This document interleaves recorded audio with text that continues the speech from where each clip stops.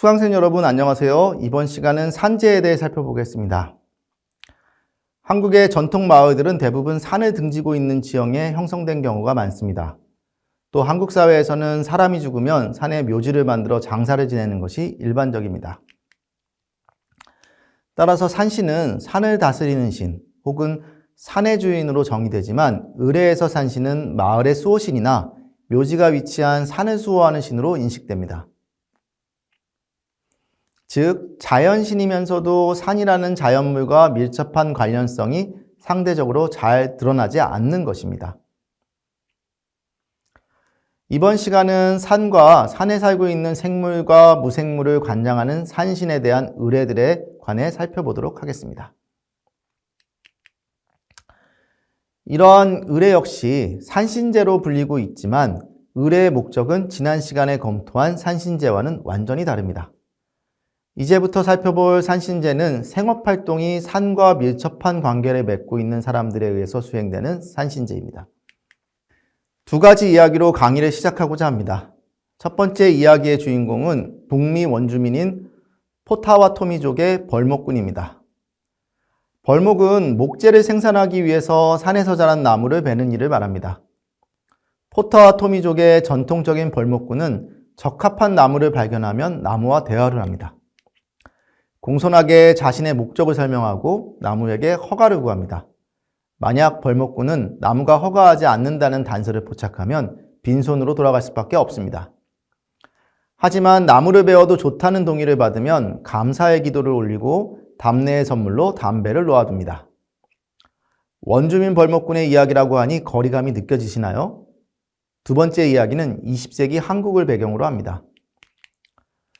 2007년 11월 문화재청과 산림청에서는 강원도 강릉시 성산면 보강리의 해발 700m 산기슭에서 금강소나무를 벌목하기 위해 앞서 산신과 소나무의 영혼을 달래는 위령제를 거행했습니다.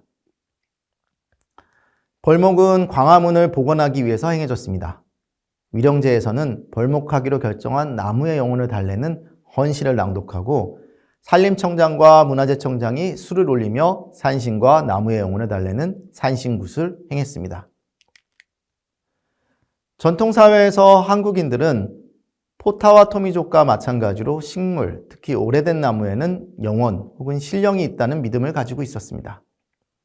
그리고 이러한 믿음은 특히 나무를 베는 일을 생업으로 하는 벌목꾼들에게 잘 남아 있습니다. 또한 마을에서 신성하게 여겨온 당나무에 문제가 생겼을 때도 표면화됩니다.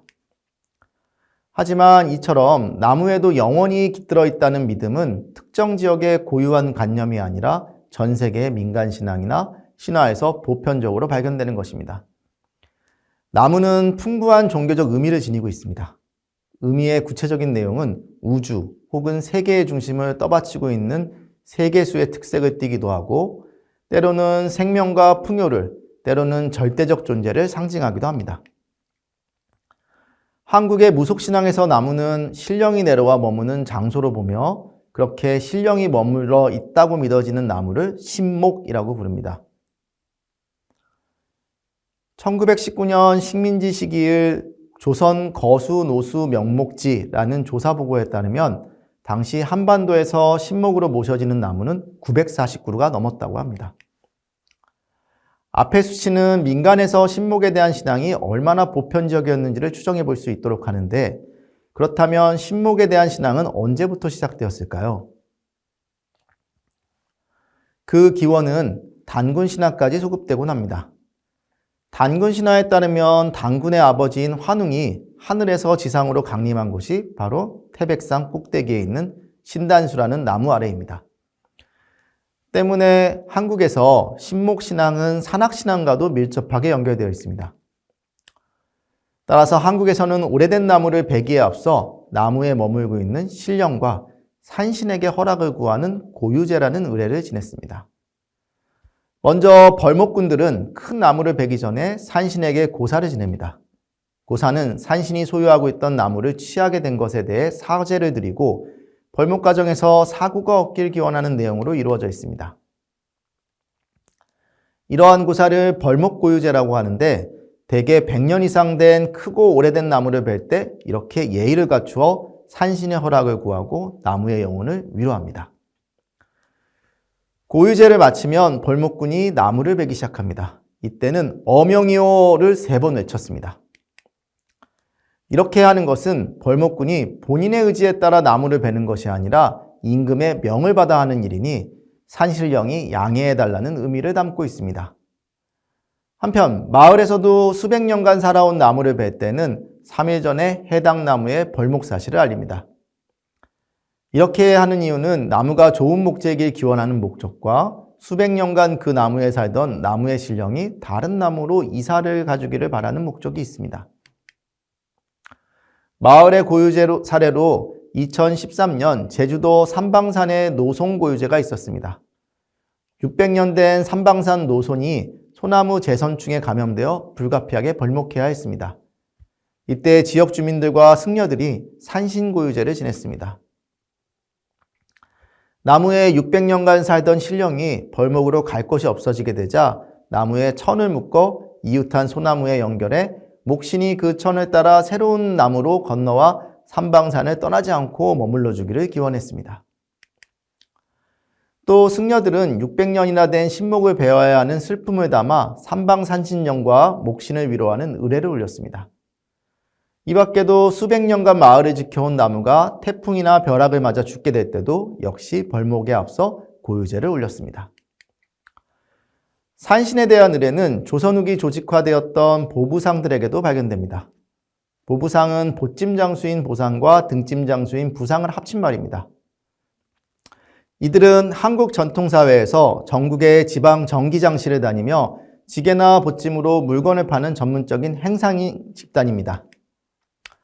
보부상 역시 산신제를 지냈는데 이들의 산신제에 대한 의례는 앞서 살펴본 벌목꾼과는 조금 다른 의미를 가지고 있었습니다. 벌목꾼들은 산에서 자라는 나무를 베는 일을 생업으로 하며 이들에게 산신은 그러한 나무를 보살피고 소유하고 있는 주인으로 인식됩니다. 반면 보부상에게 산신은 산길과 산짐승을 관장하는 존재입니다. 보부상들이 주로 다니던 울진 후포의 다투고개, 태백산의 산길령, 원주 신림의 쌀이제와 가라파, 봉화의 고치령, 태백의 거느령, 인계의 삽달령 등 대부분의 고갯마루에는 제당이 위치하고 있었습니다. 이들 제당에서 모시는 신령의 이름은 지역마다 차이가 있습니다. 경상도와 강원도의 경계에 위치한 제당에서는 산이나 고갯마루의 이름에 성왕신을 붙인 신들을 모십니다. 반면 강원도 지역에서는 산이나 고갯마루의 이름에 산신령을 붙인 신들을 모시고 있습니다. 보부상들은 매년 봄과 가을, 3월 삼진날과 9월 중양절에 제사를 올렸습니다. 이들은 본격적인 상업활동을 시작하기에 앞서 상업의 번성과 자주 다니는 산길에서 호랑이든 산짐승의 공격 등으로부터 안전을 기원하며 제사를 지냈던 것으로 이해할 수 있습니다. 이로부터 보부상들이 모시는 산신은 마을의 수호신이나 벌목꾼들이 신앙하는 임산물의 주인과는 다른 성격을 지니고 있음을 유추해 볼 수 있습니다. 보부상들이 신앙하는 산신은 산행의 안전과 산짐승들을 관장하는 신이자 각 지역의 산과 고갯마루 등 특정 영역을 관할하는 신이기도 합니다. 마지막으로 살펴볼 산신제는 신만이와 사냥꾼이 올리는 산신제입니다. 이들이 모시는 산신은 앞서 검토한 벌목꾼과 보부상이 모시는 산신과는 또 다른 성격을 지니고 있습니다. 먼저 신만이의 산신제에 대해 살펴보겠습니다. 신만이는 한국에서 전통적으로 산삼을 채취하는 일을 생업으로 삼아온 사람들을 말합니다. 산삼은 사람의 발길이 닿지 않는 깊은 산에서 자라는 것으로 알려져 있습니다. 때문에 신만이들은 산삼을 채취하기 위해 며칠씩 깊은 산에서 숙식하며 산삼을 찾습니다. 그럼에도 불구하고 산삼은 그 수가 매우 희소해 산삼을 채취하지 못하는 일도 빈번하게 발생합니다. 신만이들은 산삼이 산신의 소유물이라고 여깁니다. 따라서 산삼을 채취하러 가기에 앞서 산신에게 산행의 안전을 지켜줄 것과 산삼을 발견할 수 있도록 은혜를 베풀어 줄 것을 기원합니다. 산신에게 올리는 기도문은 신만이들이 인식하는 산신의 성격을 잘 보여줍니다. 기도는 간단하게는 산신 여왕님 땡땡살 먹은 땡땡땡이 약을 캐러 이름도 모르는 이 산에 왔으니 마음 먹은 것을 소원 성취하게 해주십시오 라고 드리는 경우도 있지만, 많은 경우 산신령님을 부른 뒤 많이 인력으로는 억지를 못하겠으니 꿈을 내려주시고 꿈을 주실 때도 산삼이 여기 있다, 저기 있다, 점지하여 주시기를 바라옵니다 라고 구체적으로 꿈을 통해 산삼을 발견할 수 있도록 해달라고 요청합니다. 이렇듯 신만이들의 기도에는 산삼은 산의 주인인 산신의 물건이기 때문에 인간의 의지로 찾을 수 있는 것이 아니며 산신이 꿈 등을 통해 알려주어야만 발견할 수 있는 것이라는 믿음이 반영되어 있습니다. 앞서 검토한 벌목꾼과 마찬가지로 신만이들 역시 산에 나는 나무, 산삼 등과 같은 임산물을 채취하는 것으로 생계를 유지하는 집단입니다. 농촌이나 어촌과 달리 이들의 생업은 산이라는 자연물과 보다 직접적이고 밀접한 관계 속에서 이루어집니다. 그리고 이러한 조건으로 인해 이들이 모시는 산신의 성격과 의례의 내용 역시 수호신으로서의 성격보다는 산에 사는 모든 생물의 주인으로서 산신을 인식하고 있음을 보여줍니다. 이러한 산신에 대한 관념은 사냥꾼의 산신제에서도 발견됩니다. 한국의 대표적인 수렵산신제는 강원도 평창 황병산 일대에서 전승되고 있는 황병산 사냥놀이를 통해 구체적인 내용을 확인할 수 있습니다. 한국 전통사회에서 이미 조선시대부터 강원도, 함경도, 경기도 일대의 사냥 혹은 수렵의 풍습이 기록으로 남아 있습니다. 이러한 수렵 민속은 시간이 흐르며 대부분 사라졌지만 황병산 사냥놀이는 민속놀이의 형태로 남아 전승되고 있는 것입니다. 황병산 사냥놀이는 강원도 평창군의 황병산 인근의 마을 주민이 새해 정월 초에 마을의 공동제사인 선왕제에 쓸 제물로 사용하기 위한 목적에서 멧돼지를 사냥한 것에서 유래하였습니다. 사냥놀이의 과정은 크게 4단계로 이루어지는데 고사 및 산행, 사냥몰이, 사냥, 분배 및 선왕제로 진행됩니다. 사냥의 시작과 종료의 단계에 고사와 제사가 행해지는 것을 확인할 수 있습니다. 하지만 고사의 내용과 고사를 올리는 대상은 조금 다릅니다. 먼저 사냥을 떠나기에 앞서 마을의 선왕당에 모여 술을 올리고 사냥의 성공을 기원하는 제사를 올리게 됩니다. 이때 의례의 대상은 성왕신, 곧 마을의 수호신으로서 산신이 됩니다. 사냥의 마지막 단계에서 또 한 번의 의례가 이루어집니다.